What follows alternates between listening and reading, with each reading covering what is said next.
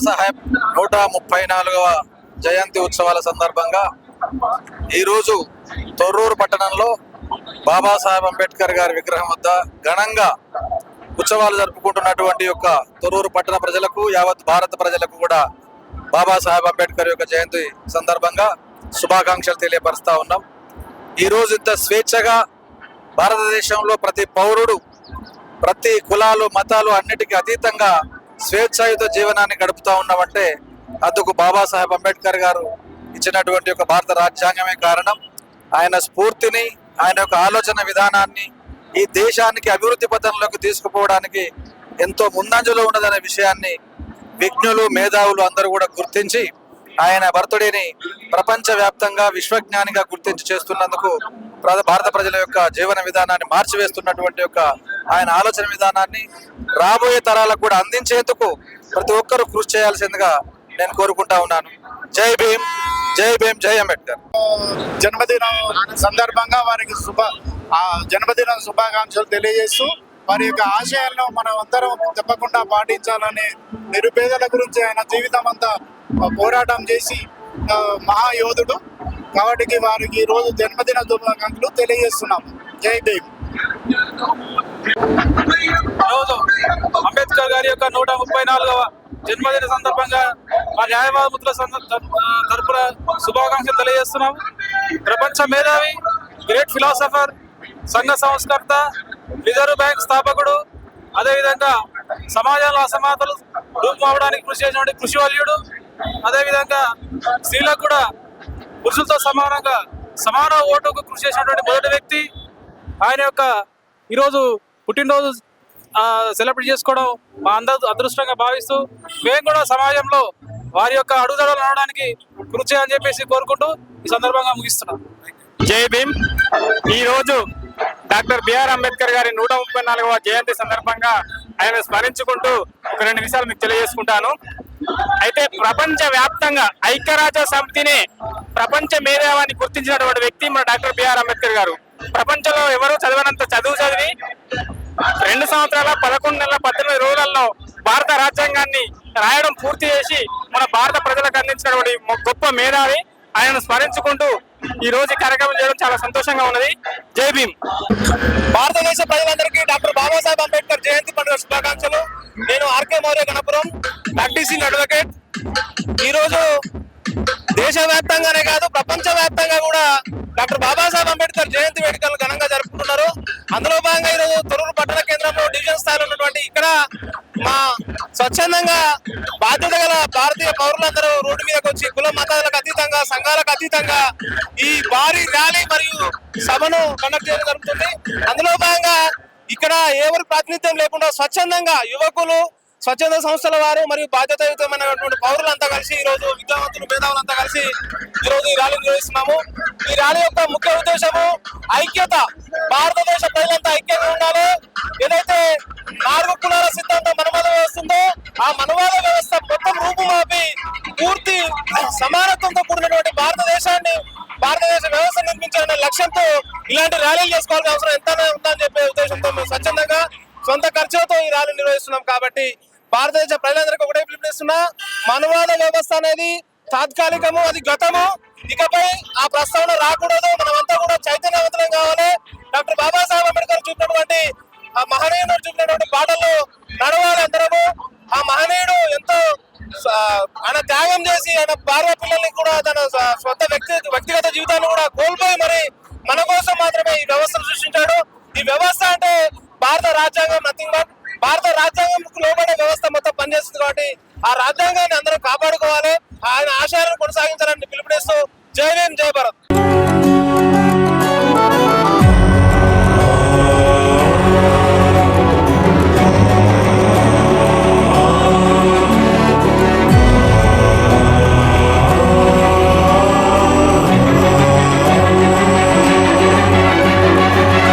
संविधान का है तू ही शिल्पकार, तू ही शिल्पकार, तू ही शिल्पकार। तूने ही सिखाया है समानता का सार, समानता का सार, समानता का सार। राष्ट्र संविधान का है तू ही शिल्पकार, तूने ही सिखाया है समानता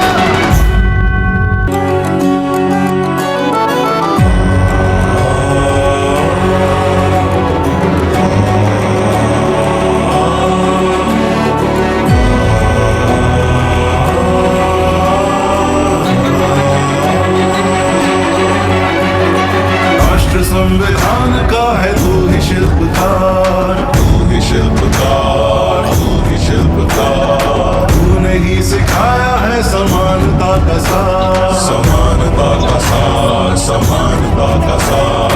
राष्ट्र संविधान का है तू ही शिल्पकार, तूने ही सिखाया है समानता का सार। अपनी कलम से की है देश अर्चना, एक एक शब्द तेरा भीम गर्जना। साहिब मेरे भीमराव, साहिब मेरे भीमराव, साहिब मेरे भीमराव, साहिब मेरे भीमराव, साहिब मेरे भीमराव, साहिब मेरे भीमराव।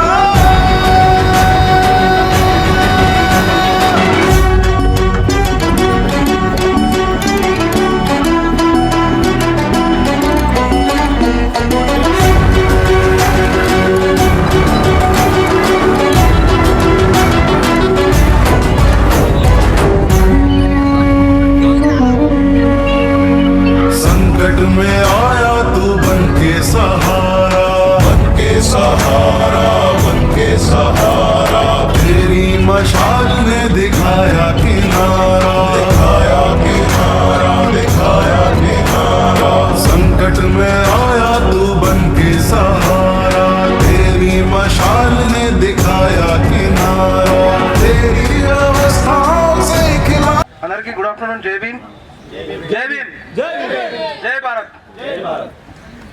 ఈరోజు డాక్టర్ బిఆర్ అంబేద్కర్ 134వ జయంతి సభకు ఐక్యత సభ, జయంతి సభనే మనం ఐక్యత సభగా ఈరోజు జరుపుకుంటున్నందుకు ముఖ్యంగా తమ్ముళ్ళు కోఆర్డినేటర్స్కి, ఈ సభకు ఇచ్చేసినటువంటి మరీ ముఖ్యంగా ఈ ప్రజాప్రతినిధులు కానీ, ప్రజా సంఘాలు కానీ, ఉద్యోగులు కానీ, ప్రెస్ మిత్రులు, మరీ ముఖ్యంగా ఈరోజు యువకులు ఎక్కువగా వచ్చారు.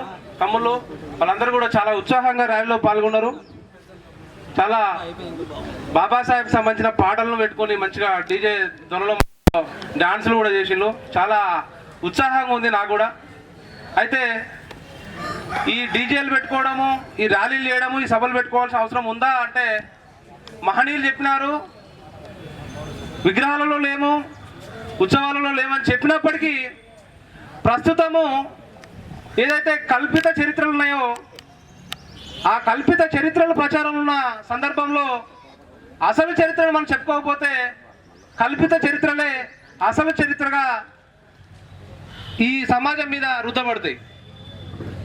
ఆ ప్రాస్పెక్ట్లో చూస్తే ఖచ్చితంగా మనం సభలు పెట్టుకోవాలి, ర్యాలీలు చేసుకోవాలి, విగ్రహాలు కూడా పెట్టుకోవాలి, ఇలా ప్రసంగాలు కూడా చేయాలి.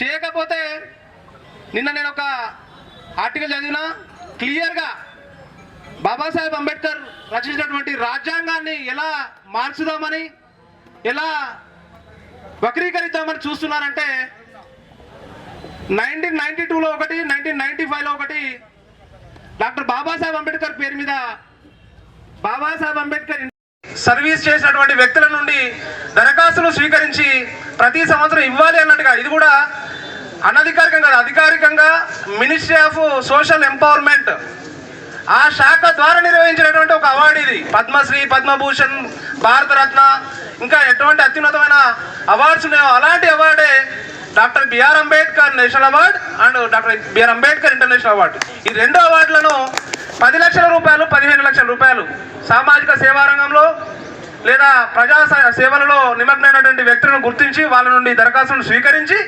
వాళ్ళకి ఇచ్చినటువంటి అవార్డు ఇది. ఆ అవార్డును 1992లో ప్రవేశపెడితే ఇప్పటి వరకు అంతకుముందు 2014 ముందు ఇచ్చినప్పటికీ 2014-15 నుండి పూర్తిగా దాన్ని రూపుమాపి లేదు. అసలు అవార్డును ఎందుకు ఇవ్వట్లేదని చెప్పేసి మళ్ళీ ఒక వ్యక్తి RTI right to information act కింద అడిగితే అసలు ఆ అవార్డుకు సరిపోయే వ్యక్తులు ఎవరు లేరని చెప్పేసి సింపుల్గా వాళ్ళు ఆర్టీఐ ఇన్ఫర్మేషన్ ఇచ్చారు. అంటే ఇక్కడ ఆన్సర్ అది కాదు. వాస్తవంగా అంబేద్కర్ అనే ఒక మహోన్నతమైన వ్యక్తి తన స్వరూపం ఎలా విస్తరిస్తుందో, తన ఖ్యాతి ఎలా రోజు రోజుకు నెక్స్ట్ జనరేషన్స్కి ఎలా ట్రాన్స్ఫర్ అవుతుంది అనే ఒక దుర్బుద్ధితోని, ఒక కుట్రతోని మాత్రమే ఆ అవార్డును ఇవ్వకుండా ఆపినారు. ఇది నేను చెప్పేది ఒక ఎగ్జాంపుల్ మాత్రమే. అంబేద్కర్ అవార్డును ఆపడం అనే ఒక ఎగ్జాంపుల్, ఇది చిన్న అవార్డు ఒకటే. అయితే ఇక భారత రాజ్యాంగాన్ని వక్రీకరించే కుట్ర, అదేవిధంగా మనువాదాన్ని పూర్తిగా మళ్ళా నాలుగు కులాల వ్యవస్థ. ఇప్పుడు ఏదో 100-156 కులాలు అంటారు, కానీ గతంలో 4 కులాలుగా మనందరికీ తెలుసు.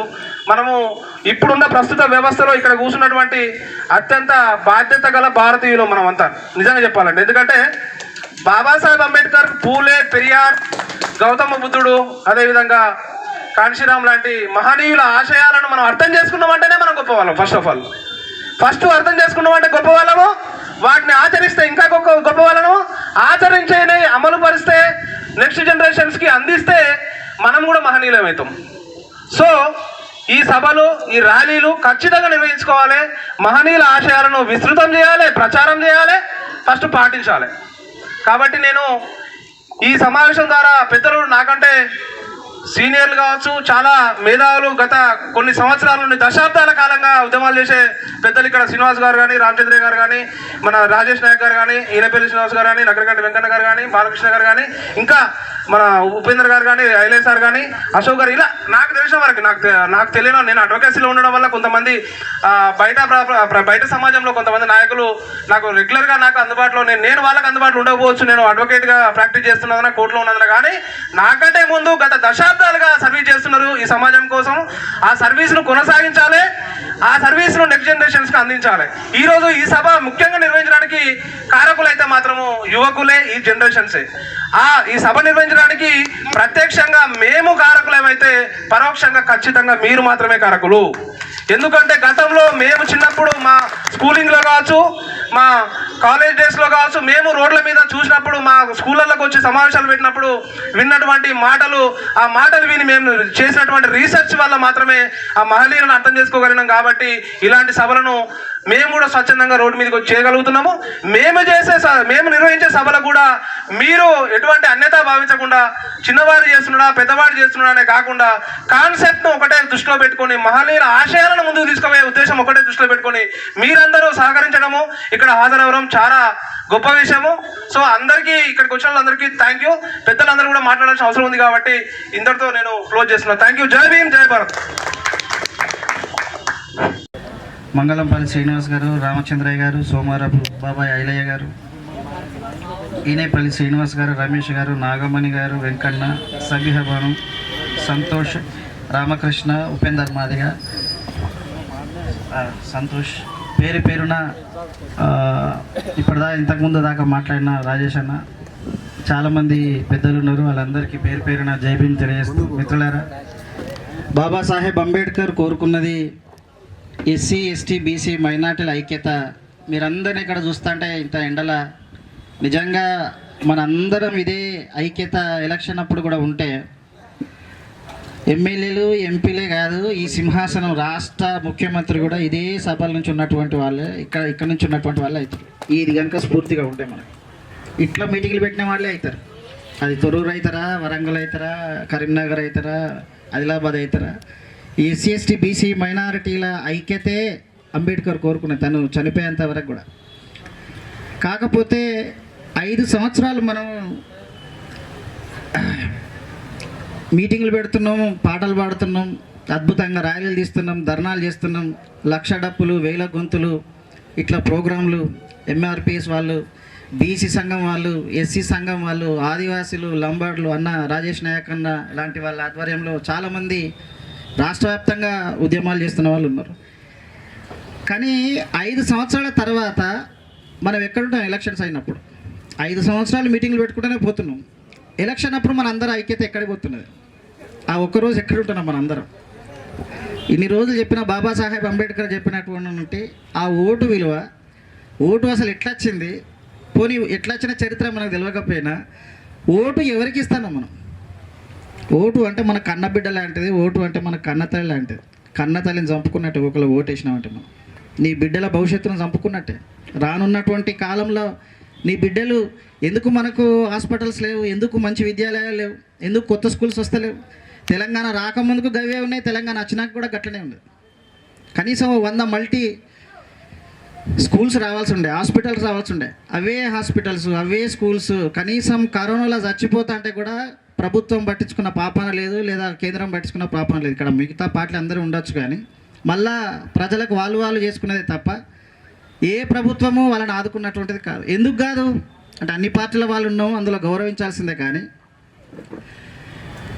మనకు అసలు పార్టీలు ఎవరయ్యి, ఏ పార్టీలు ఎవరు పెట్టిండ్రు, దాని వెనుక ఏముందని ఒక నిమిషం చెప్పిన తర్వాత నేను ఒక 5 నిమిషాలు అంబేద్కర్ గురించి చెప్పి నేను వెళ్ళిపోతాను.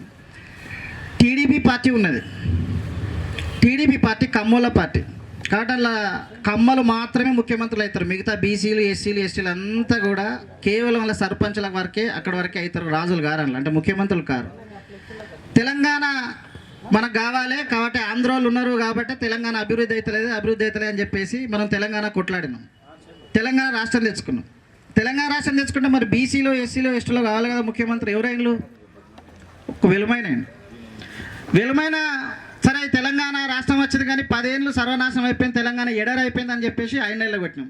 5 నెలలు కొట్టిన తర్వాత ఎవరు వచ్చినాం మళ్ళీ రెడ్ అయిన వచ్చింది. ఇప్పుడు ప్రజాపాలన పేరు మీద ఈయన కూడా చక్కగా చేస్తాడు, ఎల్లగొట్టిన అనుకో రేపు ఎవరు వస్తారు మళ్ళా చెప్పాలి, మీరే చెప్పాలి ఎవరు వస్తారు మళ్ళీ రేపు. మళ్ళీ పటేల్ పోతే దొర పోతే పటేల్, మళ్ళీ గిదే సెట్ కింద మళ్ళీ మనం మీటింగ్. ఈ సమాజం ఇట్లా ఉంటుందని అంబేద్కర్ ఏం చెప్పినానంటే ఫస్ట్ మీ పిల్లలకు చదువు చెప్పండి, రాజనీతి చెప్పండి. ఈరోజు ఉన్నటువంటి తెలంగాణ ఎన్ని కష్టాలు పడ్డాం, ఎన్ని జైళ్ళకు పోయినాం, ఎంతమందితోటి దెబ్బలు తిన్నాం, దెబ్బలు కొట్టినాం. కొంతమంది కొన్ని సందర్భాలలో రాజేష్ నాయక్ అన్న ఇక్కడ ఉన్నాడు.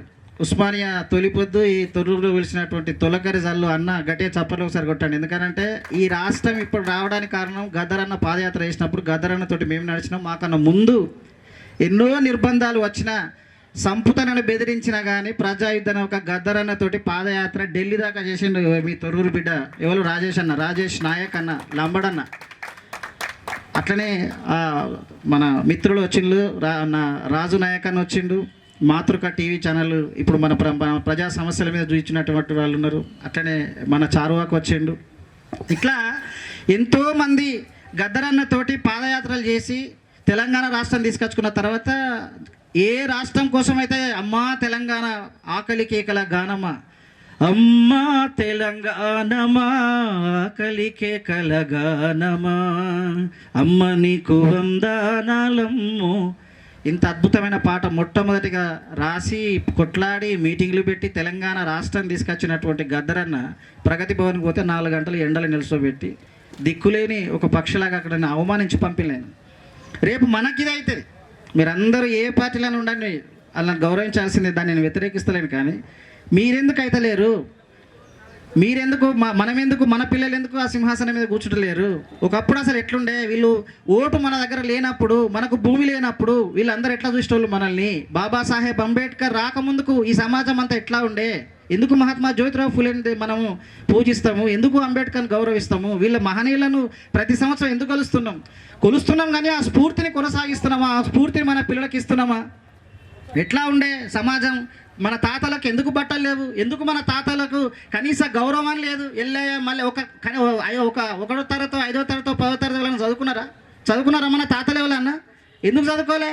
మరి నేనేం చదువుకున్నా, నువ్వేం చదువుకున్నావు? ఉస్మానియా యూనివర్సిటీలో అత్యంత ఉన్నత చదువులైనటువంటి ఎంఏ, ఎంఫిల్, పిహెచ్డి, పీడిఎఫ్ అంటే ఒక పీడిఎఫ్ చేస్తానండి because of doctor Babasaheb Ambedkar. అంతకుముందు మన తాతలు ఏం చదువుకోలే, తండ్రులు ఏం చదువుకోలే. అక్కడ మనువు ఉన్నాడు కాబట్టి, ఇంతకుముందుకు అక్క మాట్లాడింది, సహబాను అక్క మాట్లాడింది, అక్కడ మనువు ఉన్నాడు కాబట్టి ఏం చేసిండు? మనువు బట్టలు లేకుండా ఎక్కడికి మనం పోయినా కానీ ఎండల ఈ మధ్యాహ్నం రావాలి, మనం ఊర్లోకి రావాలంటే మధ్యాహ్నం రావాలి, మూతికి ముంత, ముడ్డికి చీపురు, ఇవన్నీ ఇంత దుర్మార్గమైనటువంటి పరిస్థితులలో నీకు చదువుకునే అవకాశం ఉంటుందా? భూమి ఉండే అవకాశం ఉంటుందా? నీకు ఆత్మగౌరవం ఉండే అవకాశం ఉంటుందా? కనీసం ఇల్లు కూడా లేవు మనకు. బ్రిటిషర్స్ అప్పుడు కొన్ని ఫోటోలు తీసిండ్రు, మీకు అవకాశం ఉంటే తర్వాత చూపిస్తాను నేను. బట్టలు కాదు కదా, ఎముకలు, కడుపు నిండా తిండి లేదు వాళ్ళు, కనీసం మనుషులుగా గుర్తింపు లేనటువంటి వాళ్ళు, అంత దుర్మార్గమైనటువంటి పరిస్థితిలో నీకోసం బాబాసాహెబ్ అంబేద్కర్ తను యుద్ధం చేస్తున్నప్పుడు, లండన్లో చదువుకుంటున్నప్పుడు, రమా నాకు డబ్బులు పంపించని లెటర్ రాస్తాడు.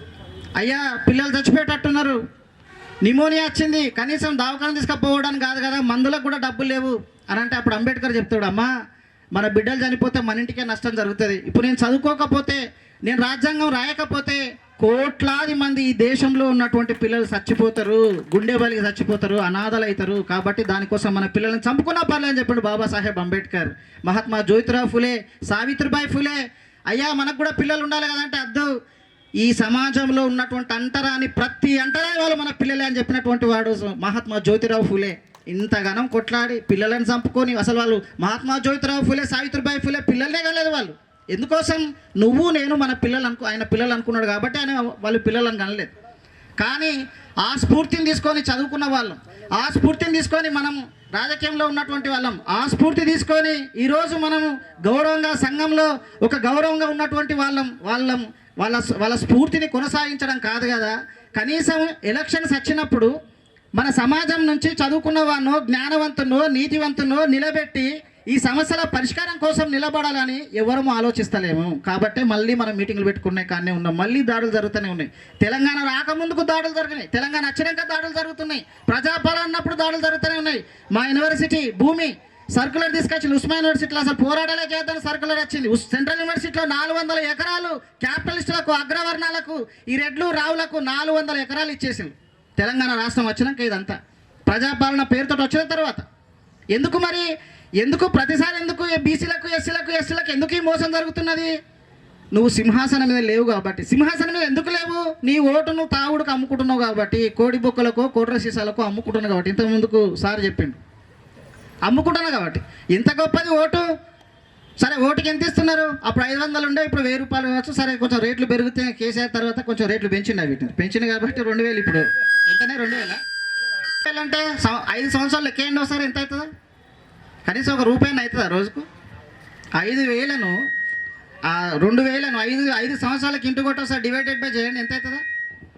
మాస్టర్ పని చేయండి, ఎంత అవుతుంది? తిప్పి కొడితే రూపాయి కూడా కాదు. ఓటు రావడానికి అంబేద్కర్ ఏం చేసిండు? ఎంత కొట్లాడిండు? గాంధీ చదువుకున్న వాళ్ళకే ఓట్లు అన్నాడు, నెహ్రూ కొంత భూమి ఉండాలన్నాడు, పటేలు జమీందార్లకు మాత్రమే వేయాలన్నాడు. కానీ బాబాసాహెబ్ అంబేద్కర్ నా దేశంలో పుట్టినటువంటి నోరు లేని ప్రజలందరికీ మెడ మీద తలకే ఉన్న ప్రతి ఒక్కరికి ఓటు కావాలి అని కొట్లాడి, ఇంతకుముందు రాయసన్న చెప్పిండు, ఎర్రవాడ జైల్లో అంబేద్కర్ ఓటు గురించి కొట్లాడుతుంటే గాంధీ ఎంత అడ్డం పడ్డాడు. ఇప్పుడు స్వాతంత్ర యోధులుగా చెప్తున్నటువంటి వాళ్ళు 1947 రాగానే ఆగస్టు 15 మనకు స్వాతంత్రం తీసుకొచ్చినటువంటి వీరులు లాలా లజపతి రాయ్, గాంధీ, నెహ్రూ, ఈ పేర్లనే చెప్తారు కదా. ఈ పేర్లు ఉన్నటువంటి వాళ్ళందరూ నీకు నాకు ఓటు రాకుండా అడ్డుపడ్డటువంటి వాళ్ళు. అంబేద్కర్ తన పిల్లలను, తన చదువును, జ్ఞానాన్ని సర్వస్వం దారపోస్తే నీకు ఓటు వచ్చింది. జై భీమ్. కానీ ఆ ఓటు నువ్వు సింపుల్గా తీసుకుపోయి దొరక అమ్ముకుంటాను, తర్వాత మళ్ళీ తిట్టడం, దొరక అమ్ముకోవడము, మన ఓట్లే అమ్ముకోవడము, మనమే పని చేయడం, మనమే తాగడం, మన వాళ్ళని కొట్టుకోవడం. ఆ ఓట్ల ఎలక్షన్ వచ్చినప్పుడు వాళ్ళు మంచిగానే ఉంటారు. కేటీఆర్, రేవంత్ రెడ్డి, కేసీఆర్, బండి వాళ్ళందరూ కలుసుకొని ఉంటారు. గుర్తుపెట్టుకోండి, మీరు పొద్దంతా టీవీలలో తిట్టుకుంటారు, సాయంత్రం క్లబ్లలో కూర్చుంటారు. వాళ్ళు మీకు తెలుసో లేదు, దానిలో ఉన్నాం కాబట్టి. రాజేష్ అన్న మేము అందరం లైవ్లో చూసినాం కాబట్టి ఇదంతా. రాజేష్ అన్న చెప్పేటోడు, వీళ్ళందరూ రాత్రి అయితే క్లబ్లలో వీళ్ళందరూ మంచిగా కలిసి ఉంటారు. ఊర్లలో మన వాళ్ళే పిచ్చి కుక్క లేక కొట్లాడుకుంటా అంటారు, జ్ఞానం లేక మనం చెప్పేటోడు అన్న మా సీనియర్ రాజేష్ అన్న. తెలంగాణ రాష్ట్రం తీసుకొచ్చినటువంటి వాళ్ళల్లో అంటే ఎవరు కొట్లాడిళ్ళు? అసలు నీ స్థాయికి ఇక్కడి నుంచి మినిస్టర్ కావాలి. నువ్వు కొట్లాడకు, నువ్వు పోయిన జైలుకు, నువ్వు దెబ్బలు తినడానికి, నేను దెబ్బలు తినడానికి ఇక్కడ నుంచి మినిస్టర్ కావాలి. సర్పంచ్ అయ్యండి, సరే కనీసం సర్పంచ్ చేసిన మీ అందరికీ ఒకసారి ధన్యవాదాలు. ఉస్మాన్ యూనివర్సిటీ విద్యార్థుల నుంచి చెప్తున్నాం మీ అందరికీ సార్ ధన్యవాదాలు. ఇటువంటి నీతివంతులను, ఇట్లా కొట్లాడిన వాళ్ళు, తెలంగాణ రాష్ట్రం కోసం కొట్లాడిన వాళ్ళు చాలామంది. సరే, ఇప్పుడు వాళ్ళు ఉండొచ్చు, ఉండకపోవచ్చు, కానీ మనోన్ని ఒకరిని సెలెక్ట్ చేసుకునే అటువంటిది లేక కొట్టుకోవడం, తాగి కొట్టుకోవడం, తిట్టుకోవడం, బూతులు. ఎప్పుడన్నా అగ్రవర్ణాలు రోడ్ల మీద తిట్టుకోగా చూసినా మీరు ఎప్పుడన్నా? పోనీ వాళ్ళు టీడీపీలో ఉన్నా, కాంగ్రెస్లో ఉన్నా, టీఆర్ఎస్లో ఉన్నా, వాళ్ళు ఎక్స్పర్ట్లు అయినా సరే వాళ్ళనే గెలిపిస్తారు. కానీ తన పార్టీలో ఉన్నటువంటి బీసీని, ఎస్సీని కాళ్ళ కిందనే ఉంచుతారు వాళ్ళు. వాళ్ళకి తెలుసు 90% ఉన్నటువంటి వాళ్ళు మన రాజ్యంలోకి వస్తే ఏం జరుగుతుందో వాళ్ళకి తెలుసు. కానీ అంబేద్కర్ కోరుకున్నది ఒకటైతున్నది. మహాత్మా జ్యోతిరావు, పెరియార్ రామస్వామి, మా రోజు వీరన్న, వీళ్ళు కోరుకున్నది ఒకటైంది. మనందరం మీటింగ్లు పెట్టి జ్ఞానవంతులుగా ఉన్నటువంటి వాళ్ళు చేస్తున్నది ఒకటి.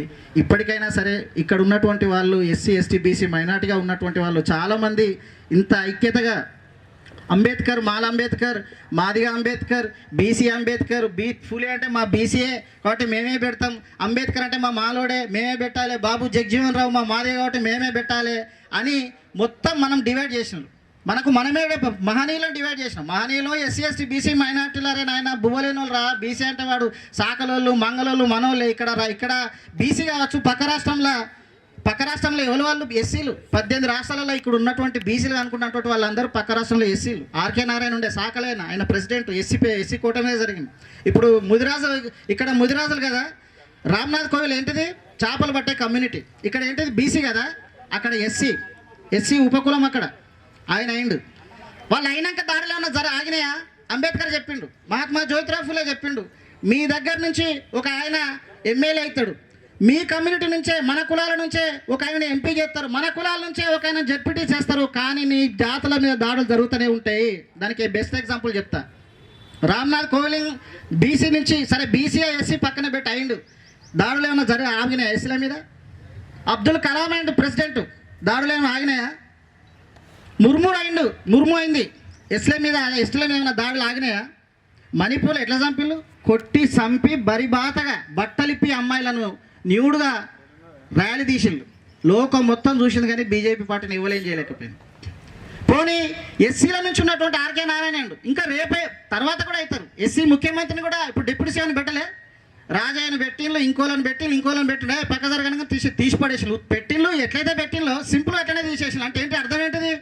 తోలుబొమ్మలు అన్నట్టే కదా, ఉత్తగా తోలుబొమ్మలాగా తీయంటే తీయాలి, పెట్టమంటే వాళ్ళు పెట్టమంటే పెడతారు, వద్దంటే తీసి పెడతారు, అంతే కదా.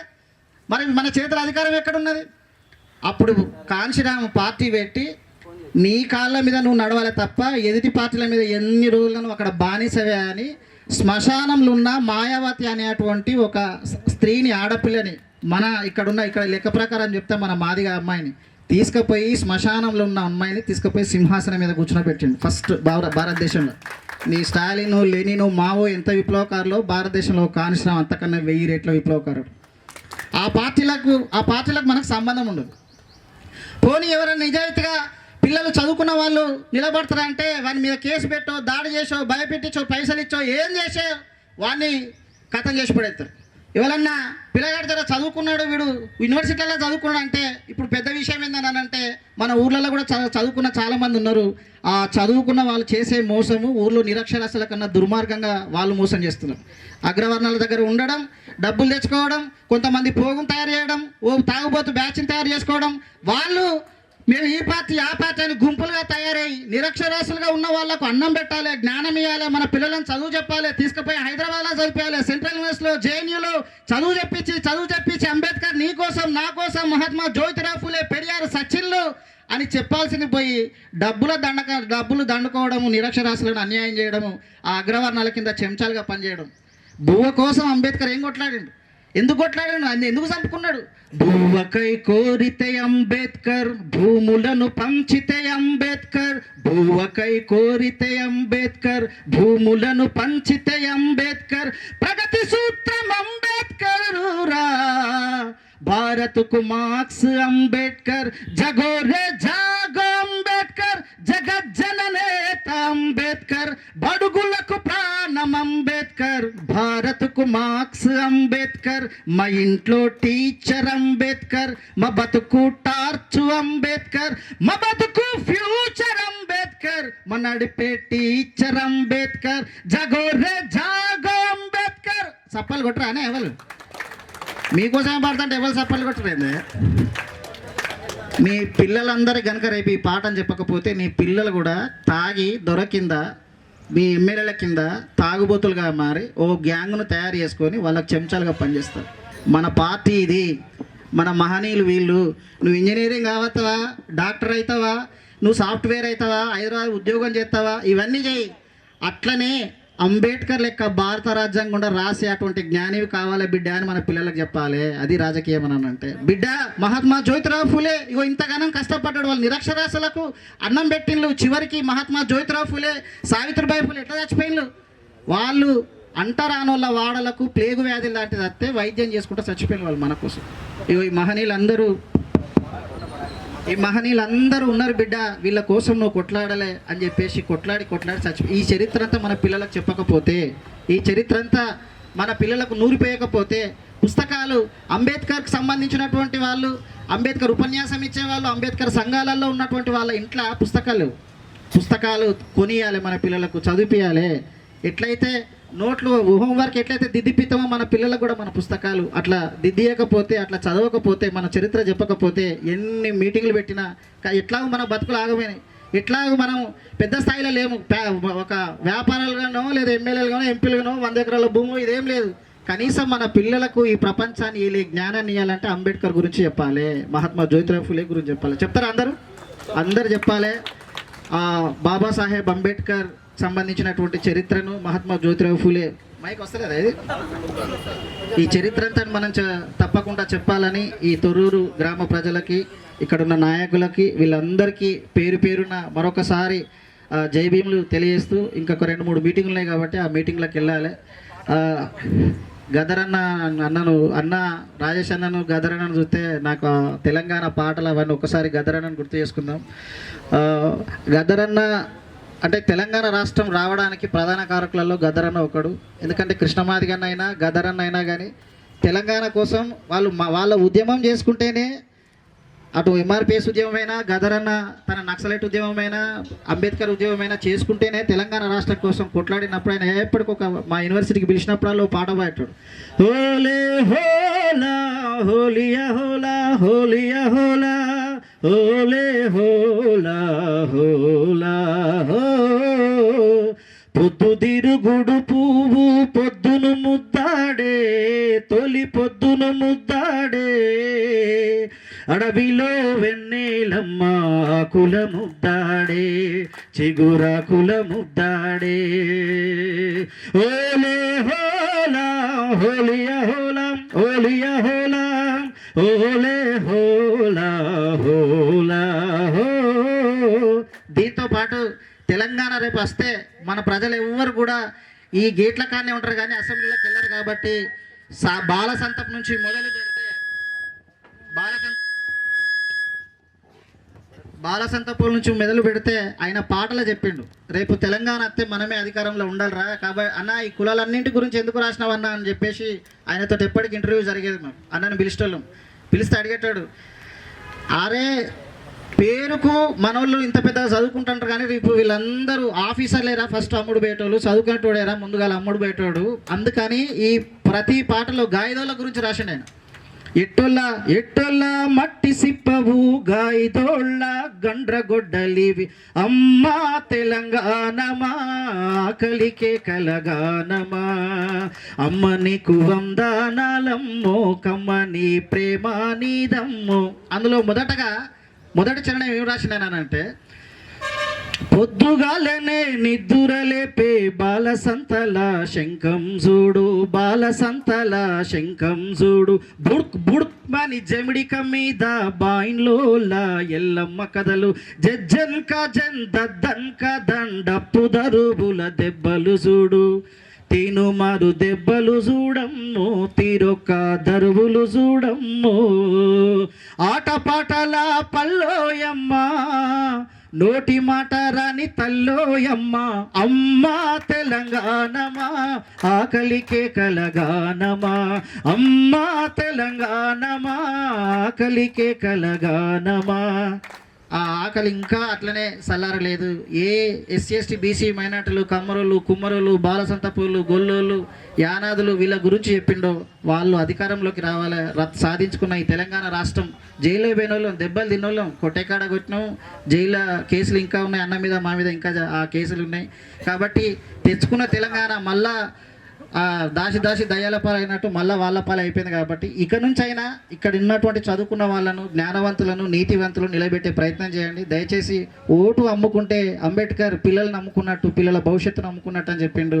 కాబట్టి తల్లిని ఓటు నమ్మితే తల్లిని నమ్ముకున్నట్టు, పిల్లల్ని నమ్ముకున్నట్టు. కాబట్టి భవిష్యత్తులో మన పిల్లల భవిష్యత్తు గట్టిగా ఉండాలంటే, మంచిగా ఉండాలంటే ఓటు నమ్మకుండా 5 సంవత్సరాలు మీటింగ్లు పెట్టి ఎలక్షన్ వచ్చేటప్పుడు ఎక్కడ ఉంటున్నాం అనే ప్రశ్న మనం వేసుకోవాలి. దయచేసి అప్పుడన్నా మనం యూనిట్గా ఉండాలి, ఐక్యత ఉండాలి, మనస్ఫూర్తి తెలియజేస్తూ జై భీమ్, జై భీమ్. Thank you. తల్లి తొలుతలంజ తనయాలు మాదిగా, తల్లి తొలుతలంజ తనయాలు మాదిగా, తాను బ్రాహ్మణుడనగ తగునె జగతి. తల్లి తొలుతలంజ అంటే తల్లి ఎవరు? ఊర్వశి. రంభ, ఊర్వశి, మేనక, తిలోత్తమ వీళ్ళందరూ కూడా దేవలోకంలో వేశ్యలు, నాట్యగత్తెలు, వేశ్యలు. వేశ్యకు పుట్టినవాడు ఎవడు? బ్రాహ్మణుడు. అందుకే వేమన గారు అన్నాడు, తల్లి తొలుతలంజ తనయాలు మాదిగా. తన పెళ్ళం ఎవరు? ఆలు అంటే పెళ్ళం, అరుంధతి. తాను బ్రాహ్మణుడనగ తగునే జగతి. ఈ లంజకు పుట్టినోడు, మాదిగా దానికి పుట్టినోడు బాపనోడు ఎట్లయితాడు? ఈ ప్రశ్న ఈ పుస్తకంలో వేమన గారు ఎప్పుడో చెప్పారు, కానీ మనం దాన్ని గ్రహించలేకపోయినాం. ఎన్నో పుస్తకాలు అన్వేషణ చేసినాం. తపస్సు చేయగానే కులం మారిపోతుందా అని ప్రశ్నిస్తాడు. తపస్సులు చేస్తే కులం మారుతుందా? ఈరోజు మనం ఓపెన్గా చెప్పాలి బాపనలతోటి, మీరు ఎవరో కాదయా. ఇప్పుడు అందరు పెళ్ళిళ్ళు చేస్తారు, వాళ్ళు లేనిది ఇప్పుడు ఏ కార్యక్రమం జరుగుతలేదు. చివరికి తీసుకొచ్చి అరుంధతి నక్షత్రం చూపెట్టి ఆశీర్వాదం తీసుకోమంటాడు. అంటే తన తల్లి ఆశీర్వాదం ఇప్పిస్తాడు ప్రతి ఒక్కరికి కూడా. అరుంధతి ఆశీర్వాదం అంటే బ్రాహ్మణుని మూలానికి కారణమైన అరుంధతి ఆశీర్వాదం ప్రతి ఒక్కరికి, ఏ కులం లేదు, మతం లేదు, ఏదైనా తన తల్లి ఆశీర్వాదాన్ని ఇప్పిస్తూ ఉన్నాడు. శ్రీకృష్ణదేవరాయలు కూడా చెప్తాడు వాళ్ళ అమ్మ చనిపోయినప్పుడు, మా అమ్మ కార్యాలన్నీ పెద్ద కులం వాళ్ళని తీసుకుపోయి చేయమంటాడు. అసలు పెద్ద కులం అంటే ఎవరు? మాదిగలను ముందు పెట్టి కార్యక్రమం చేయమంటారు. చాలామంది కూడా పెళ్ళిళ్ళు చేసుకుంటే దూర్ణపాకు మాదిగల నుండి వస్తుంది. కారణం ఏంది? వాళ్ళ ఆశీర్వాదం. వివక్షత ఉండదు ఆశీర్వాదంలో, మనస్ఫూర్తిగా ఆశీర్వాదం ఉంటుంది. కాబట్టి ఈ జాతుల్ని ఎదగకుండా, మన చరిత్ర తెలుసుకోకుండా మనం ఇంకా అంటరాని వాళ్ళుగానే, దళితులుగానే బాధపడుతూ ఉన్నాం. ఈరోజు బీసీలు మొదటి రౌండ్ టేబుల్ సమావేశంలో బీసీల గురించి హక్కుల కోసం కొట్లాడింది బాబాసాహెబ్ అంబేద్కర్. అప్పటి వరకు అంబేద్కరు ఒక నిమ్న జాతీయుడని గాంధీకి తెలియదు. ఎర్రగా బుర్రగా ఉన్నాడు, ఏదో బాపనోడు ఉన్నట్టుంది, ఒకసారి పిలిపియమని అంటాడు. ఆడిద్దరికి పంచేది అవుతుంది. నేను రిజర్వేషన్లో ఒప్పుకోనని ఆయన అంటాడు. నీ సంగతి నాకు తెలిసింది కదా, గుడ్ బై అని చెప్పి ఆయన వెళ్ళిపోతాడు. రెండో రౌండ్ టేబుల్ సమావేశం పోయేసరికి ఇక్కడున్న బీసీ నాయకులతోటి టెలిగ్రామ్లు పెట్టించుకుంటాడు గాంధీ. సమావేశంలో అంబేద్కర్ గారు లేచి బీసీల గురించి మాట్లాడే క్రమంలో గాంధీ లేచి, నువ్వు బీసీల తరఫున మాట్లాడకూడదు, బీసీల నాయకుని నేను, ఇదిగో టెలిగ్రామ్లు వచ్చినాయని కాగితం ఇస్తాడు. అయితే నువ్వే మాట్లాడు అని గాంధీ గారు బీసీల నాయకత్వాన్ని భుజానికి ఎత్తుకున్నందుకే రిజర్వేషన్ రాలేదు. రాజ్యాంగ రచన సమయంలో కూడా అంబేద్కర్ బీసీల హక్కుల కోసం పట్టుబడతాడు. ఒక రాజ్యాంగంలో ఆర్టికల్ కూడా 349 ఏదో ఉంది, ఆర్టికల్ కూడా బ్లాంక్ పెడతాడు, బీసీలకు రిజర్వేషన్ కావాలి అని. అయితే అంబేద్కర్ను సముదాయించి బాబాసాహెబ్ బీసీలు ఎంతమంది ఉన్నారో తెలియదు, ఒక కమిషన్ వేద్దాం, కమిషన్ ద్వారా వచ్చినాక రిజర్వేషన్ ఇద్దామని చెప్తారు. కాకా కాలేల్కర్ కమిషన్ ఇస్తారు, ఆ రిపోర్ట్ వస్తుంది. దాన్ని పార్లమెంట్లో ప్రవేశపెట్టమని న్యాయశాఖ మంత్రిగా ఉన్నటువంటి అంబేద్కర్ నెహ్రూ గారిని కోరుతాడు. నెహ్రూ గారు ఒప్పుకుంటాడు, పటేల్ ఒప్పుకోడు. ఇట్లా స్వాతంత్రం తెచ్చుకున్నది మనం రిజర్వేషన్ల ద్వారా హక్కులు పంచుకోవడానికి కాదు, ఇప్పుడు అవసరం లేదు, పక్కన పడేయమంటారు. అందుకే ఇప్పుడు నాగవన్ గారు చెప్పారు, ఒక హిందూ కోడ్ బిల్లులో మహిళల కోసమే కాదు, రాజీనామా చేయడానికి బీసీల హక్కులు కూడా ఇమిడి ఉన్నాయి. ఆయన రాజీనామా చేసే విషయంలో బీసీల హక్కులు ఇమిడి ఉన్నాయి న్యాయశాఖ మంత్రిగా పదవికి రాజీనామా చేసే క్రమంలో. అందుకే ఇన్ని రోజులకు ఒక సంతోషించాల్సిన విషయం ఏంటంటే ఇవాళ ఉద్యోగస్తులు వచ్చిర్రు, డాక్టర్స్ వచ్చిర్రు, మహిళలు వచ్చిర్రు.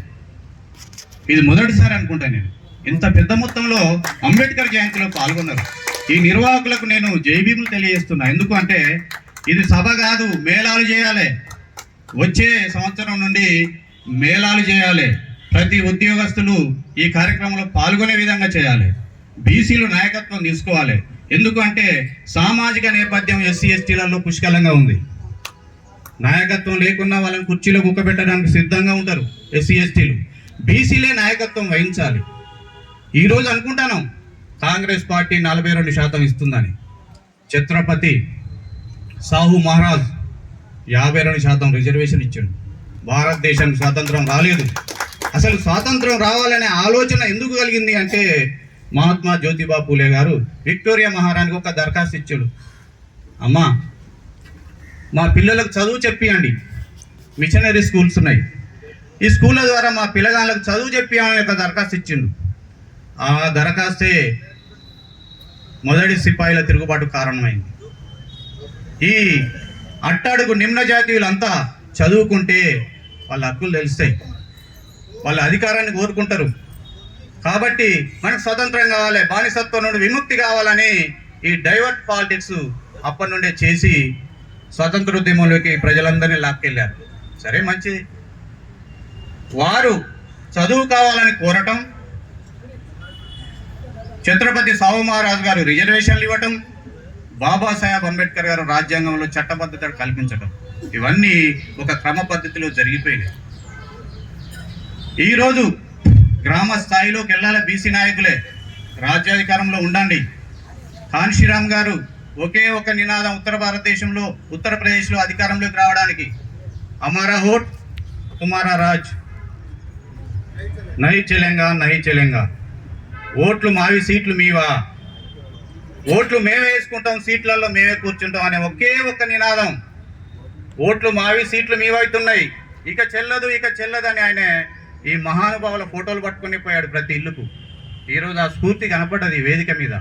ప్రతి కులం నుండి ఒక నాయకుడిని పిలిచారు, చాలా సంతోషం. అది కుమ్మరి, కమ్మరి, మంగలి, చాకలి ప్రతి కులం నుండి మాట్లాడే అవకాశం ఇచ్చారు. ఈరోజు బీసీ రిజర్వేషన్లలో కూడా ముఖ్య ఉద్దేశం అదే.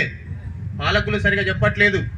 42 బీసీలకు చట్టసభలలో రిజర్వేషన్ లేదు, 42% ఇస్తాను అంటారు. సుప్రీంకోర్టు చెప్పేది ఏంటి అంటే బీసీలకు చట్టసభలలో రిజర్వేషన్ లేదు, మీ ఇష్టానుసారం రిజర్వేషన్ ఇవ్వడానికి కుదరదు. రిజర్వేషన్ ఇవ్వాలంటే ఏం చేయాలి? జనాభా గణన చేయాలి. జనాభా గణన చేసినాక ఈ రిజర్వేషన్ ఎవరికి ఇవ్వాలి? వెనుకబడ్డ వాళ్ళకి రిజర్వేషన్. బీసీలలో వెనుకబడ్డది ఎవరు? అదే చాకలి, మంగలి, కుమ్మరి, కమ్మరి వస్తుంది. ఈ గౌడ, పద్మశాలి వీళ్ళకి రావు. ఎందుకంటే వాళ్ళు కొద్దిగా ముందు వరుసలో ఉన్నారు. అసలే రిజర్వేషన్ అనుభవించని కులాలు ఉన్నాయి, వాళ్ళకు రిజర్వేషన్ ఇవ్వాలనేది సుప్రీంకోర్టు చెప్పింది. కానీ ఆ ఫలాలు ఎవరికి వచ్చినా ప్రభుత్వం తీసుకునే నిర్ణయానికి స్వాగతిస్తాం. కానీ స్వతంత్రానికంటే 200 సంవత్సరాల ముందే 52% రిజర్వేషన్ బీసీలకు అమలు చేయబడ్డ దేశం ఇది. ఇప్పుడు 42% ఏంది? నిన్ననే ఆంధ్రజ్యోతిలో రాధాకిషన్ గారు చెప్తారు, రాహుల్ గాంధీ గారు ఇంకా పాత సిద్ధాంతం ఏం చెప్తాడు, 90% ఎస్సీ ఎస్టీ బీసీలు 90% ఉన్నారు, వాళ్ళకే సంపద కావాలి, అధికారం కావాలంటాడు. ఇంకా పాత చింతకాయ పచ్చడి నేను ఎమరేస్తాను గుజరాత్ మీటింగ్ లో అంటాడు. లేదు మన బతుకులు భువిలో ఏ దేవుడు, మన చీకటి పల్లెల్లో సూర్యుడు అంబేడ్కరుడు. మార్చలేదు మన బతుకులు భువిలో ఏ దేవుడు, మన చీకటి పల్లెల్లో సూర్యుడు అంబేడ్కరుడు.